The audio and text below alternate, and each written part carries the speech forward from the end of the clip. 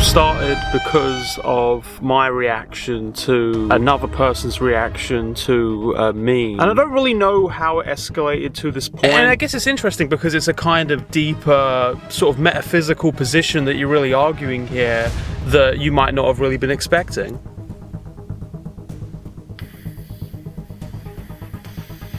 What is antinatalism? I like to use my Twitter to whine about niche issues that might be irritating to me on any given day. On this occasion, there's that whole cringe phenomena of Facebook mom minion meme type stuff that people like to make fun of, and sometimes I feel like that goes way too far and gets like genuinely hateful and mean-spirited. Oh, it's the internet, that's what the internet's like, whatever. I complained about on Twitter, and what I didn't realize is that that would actually attract the attention of the anti-natalist community. Now, if you're like me, you may have had the same question upon hearing this.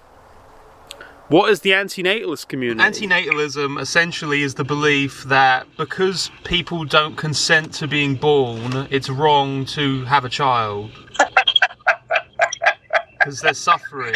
When you're born, there's suffering. The anti-natalist movement is a kind of broad umbrella grouping of people that, for one reason or another, believe that the continuation of the human race is unethical. That either for environmental or philosophical. This is what a park sounds like in Memphis, Tennessee. America! There are factions of the movement that are sort of less extreme in the sort of the idea that it's immoral to have kids, and that could extend not just to the human race but also to animal life in general. Could be just nature that you're sort of against. Right, so obviously that is absolutely bollocks. Like, how can that even be real?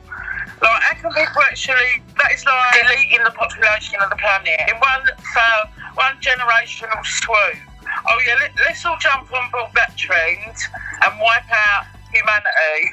But in general, it's more based around humans and the sustainability of the environment based on the human race's whole thing, which on the face of it feels like the kind of thing that like my audience, for instance, would be like, yeah, probably got to do something about all of this. I think it's quite common that in fairly niche movements you'll actually get quite a diversity of opinions that are still very willing to unite under one banner because it is a niche philosophy. And I definitely found that to be the case with antinatalism. There's a few different broad categories of antinatalists that are pretty distinct. There is a sort of philosophical antinatalism, and then I think there's an environmental antinatalism. From a philosophical perspective, life can't consent to itself, so you can't really justify it, so that's the end of life, I guess. Life has suffering in it, and you know, you can't just say, oh, you can suffer and that's cool.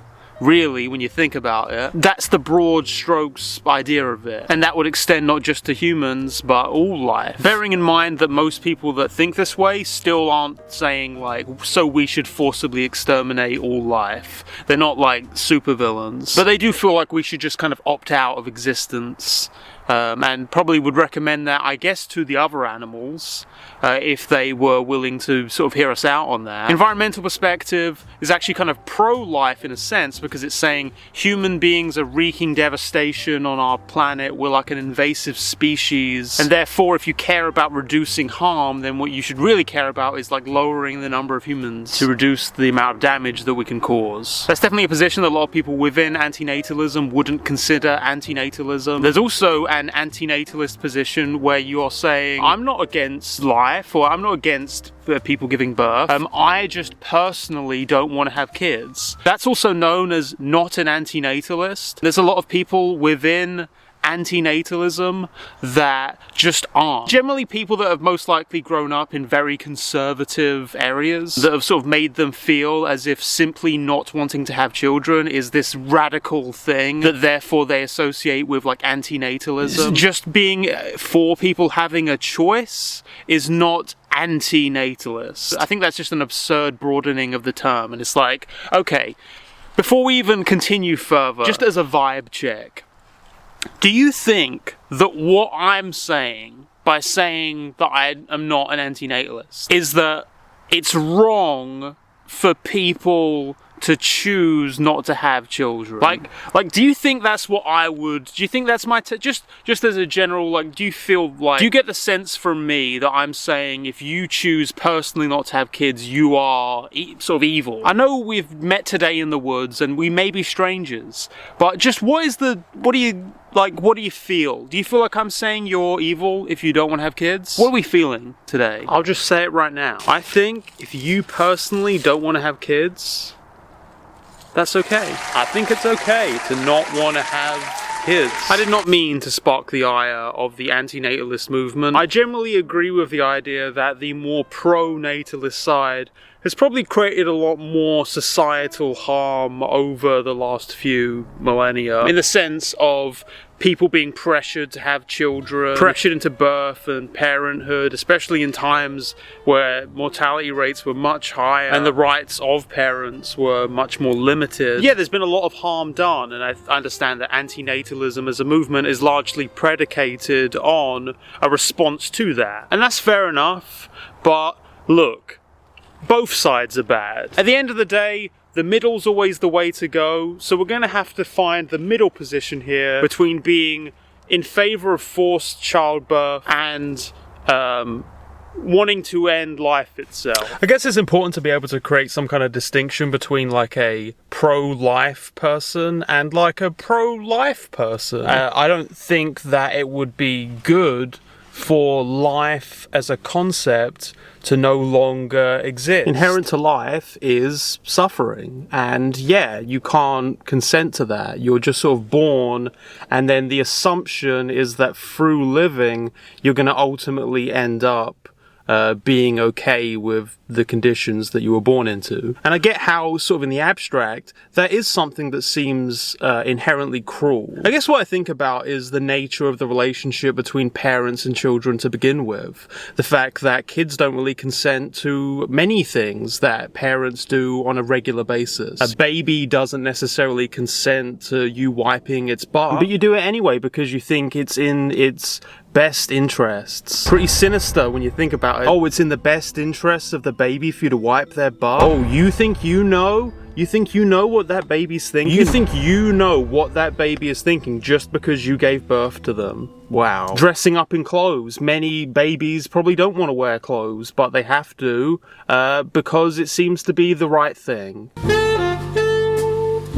And on the whole, it seems like people prefer being alive than not in general. It seems that in general, people consider life to be more good than bad. So based on the assumption that that's how we'll feel in the end, we make decisions that might not necessarily be consented to in that moment. I do see how the ethical logic behind that sounds a bit questionable. But it's in these times where I feel like we kind of have to admit that language itself is limited, especially when we're talking in terms of consent. The fact is, whether or not you can find the right words to convey it, life has a desire to continue. It's just a kind of practical issue that you can't consent to being born prior to being born, which really more so indicates that we can't just straightforwardly use that kind of language and that kind of philosophy when we're talking about this issue specifically. It's too complicated to even think about. It's one of those things that's just too complicated to even talk about. So just stop. I drove down to Mississippi for Thanksgiving and I forgot to bring any of my shaving stuff. So that's why this is happening. And it's only going to get worse because we're still here until New Year's. And I'm not going to get any more shaving stuff unless I get a shaving sponsorship. I understand that most anti-natalists still don't really believe in forcibly stopping people from having children. It's more of a moral framework, really, like I think that what you're doing is wrong for these reasons, rather than saying, like, I think that policy should be put in place to stop you from having kids. So why did I call antinatalists ecofascists? I finally found the cache. I won't tell you where it is because that would spoil the fun. but there's a cache here in Shelby Farms. Wanna check it out? Oh, I need to actually explain what an eco-fascist is. Can you explain what? Eco-fascists are essentially people who use the language of environmentalism as a way to push a sort of strict authoritarian or autocratic state. There's a lot of good videos out there talking about it as a phenomenon. It weighs down our society and forces it to mass produce more products and destroy nature to make way for new living areas, not to mention the increase in waste such a population boost has brought. So we've definitely been seeing more and more as environmental rhetoric has become very popular. At a time when many corporations have also decided that green energy is a great marketing pitch, while continuing to contribute most of the environmental damage. And most antinatalists are also very anti-corporate. So I understand that they're not necessarily beliefs that you're automatically going to just link together. Because of this often unspoken difference of opinion within the antinatalist umbrella, you often get this sort of Mott and Bailey thing whenever you try to disagree with them about anything. A Mott and Bailey is a rhetorical device. I know about rhetorical devices because I am a very smart person. And if you say otherwise, that's an ad hominem and a straw man and a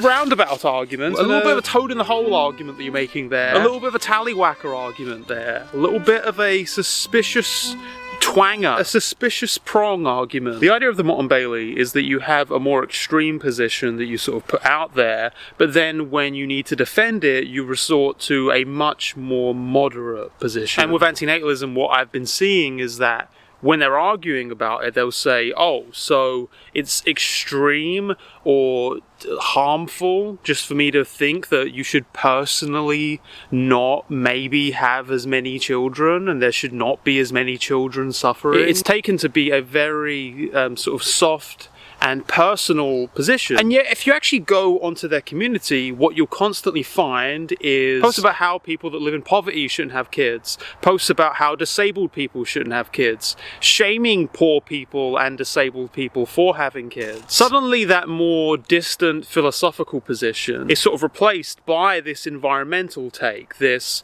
wow, this is creating such harm, all of this waste that's being created, this environmental damage. And you sort of realize that we've gone from sort of a perspective to something that, if anyone were to ever try to turn it into something actionable, would be ecofascism.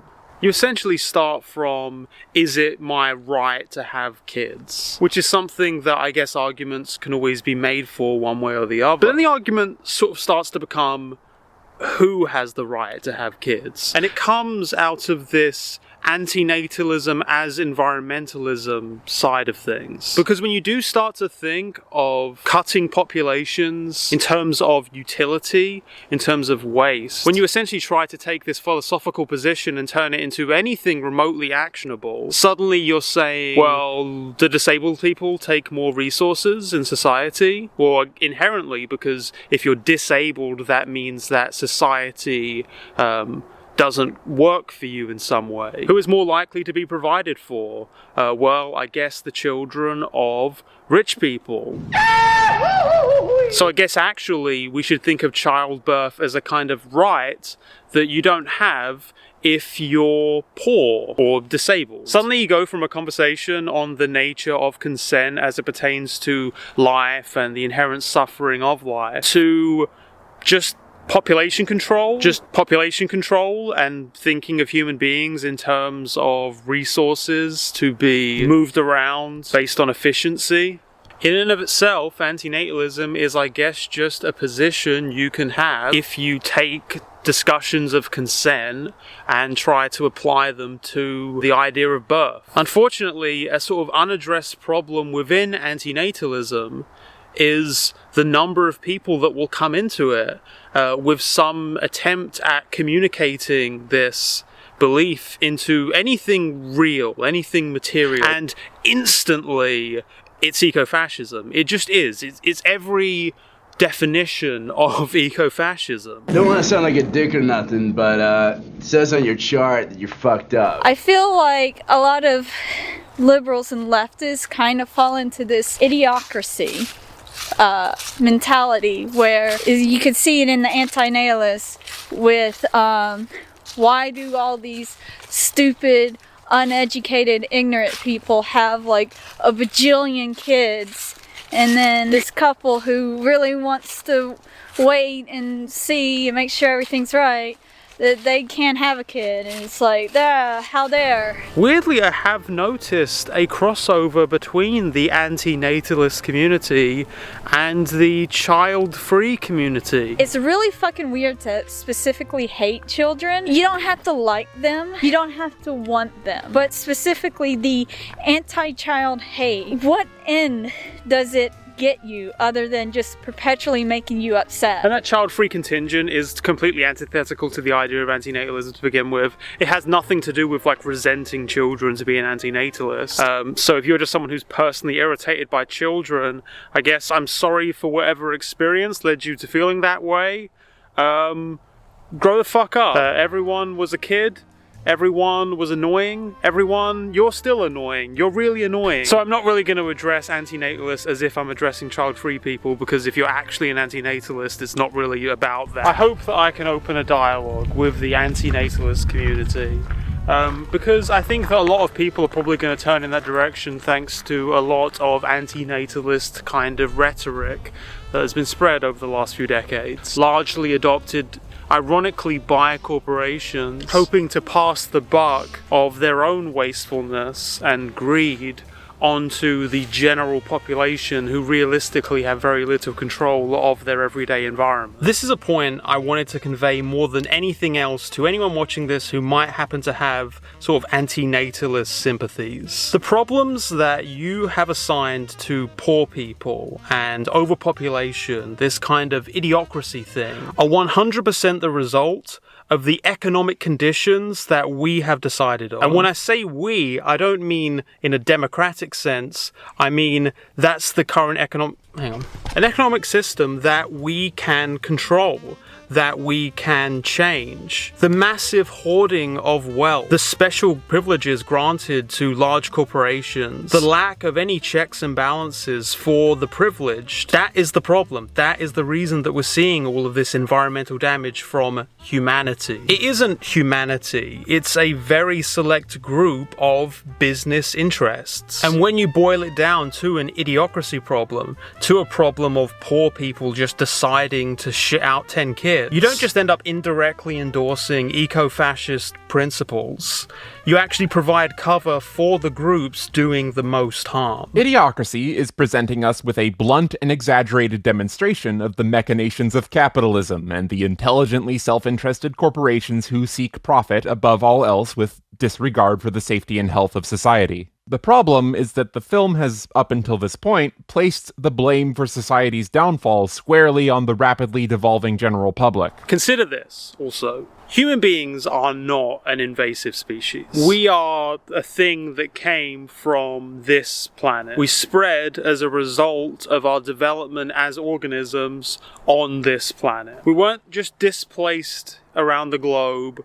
This is how we migrated, this is how we grew as a species. So if you are an antinatalist for harm reduction reasons, if you feel like human beings have done a lot of damage to the ecosystem and that's the problem, consider that whatever happens with us, if we opt out of existing, doesn't solve whatever problem was created as a result of our development as a species. Which is to say, we're a product of the earth. If we're gone, another species will come along and do the same things. The same mistakes will be made in a sort of recurring cycle up to the end of this planet. I do feel like, on a deeper level, the responsibility of humans is to solve the problems of the human race. Whatever problems we create as a result of our development, of our desire to expand or whatever else, we kind of need to solve that in a way that doesn't just involve us saying, let's cancel out this entire species, just so that in the great cycle of history,